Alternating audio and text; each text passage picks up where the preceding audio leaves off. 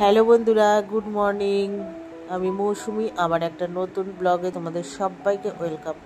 তো বন্ধুরা দেখো, অনেকদিন পর আবার একটা নতুন ভিডিও নিয়ে এসেছি।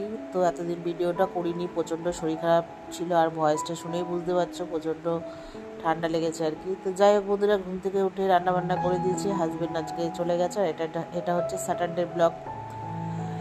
তো যাই হোক, ঘুম থেকে উঠে মেয়েকেও খাইয়ে দাইয়ে রেডি সেডি করে দিয়েছি। ও বই নিয়ে বসবে, যেহেতু ওর এক্সাম আর কি স্টার্ট হয়েছে।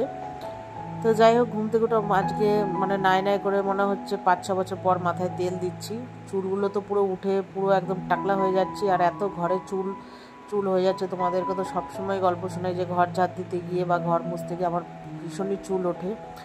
তো আজকে ঠিক করলাম যে একটু মাথায় তেল দেবো। তো মাথায় চুপচুপা করে তেল দিয়েছি, তারপরে মেয়েকে বললাম আয়।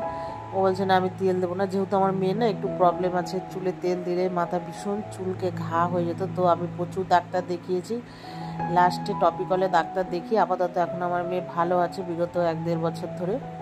তো যাই হোক, তা ওকে বললাম আয় আমি একটু তেল দিয়ে দিই।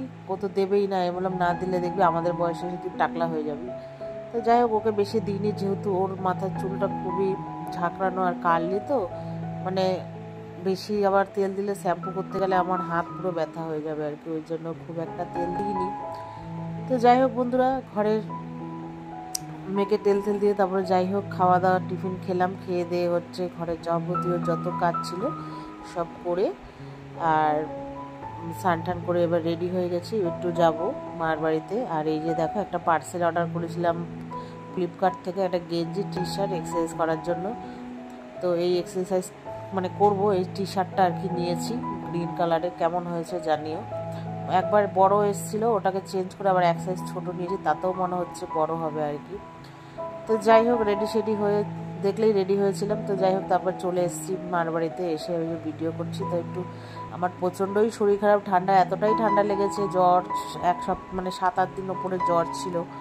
জ্বর থাকলে কী হবে, তার সাথে সাথে সংসারে এভরিথিং কাজ করতে হয়, মেয়ের পেছনে মেয়েকে পড়তে দেওয়া নিয়ে আসা, এগুলো তো আমাকেই করতে হবে, যেহেতু হাজব্যান্ড বাড়িতে যে এক সকালে যায় আরেক রাতে আসে, ওর জন্য। তো যাই হোক, মার বাড়িতে চলে এসেছি। এসে তো মাথায় এত তেল দিয়েছি, তাই মাকে বলছি আজকে বিগত মনে হয় 4-5 বছর পর মাথায় ভালো করে তেল দিলাম। দেবো করে আর হয়ে ওঠে না, শ্যাম্পু করে ফেলি আর কি। যাই হোক, তারপরে প্রচণ্ড মাথা যন্ত্রণা করছিল বলে মা একটু চা করলো, আমরা চা খেলাম। তারপরে আর খিদে একটু পেয়ে গেছিলো।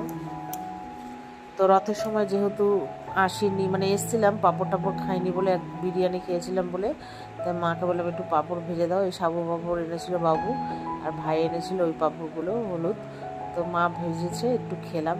তো খাওয়া দাওয়ার পরে এখন প্রায় বাজে 2:30-3টের মতো। তো মা বললো আর দেরি করিস না, খা, মা আমার মেয়ের পড়া আছে যেহেতু।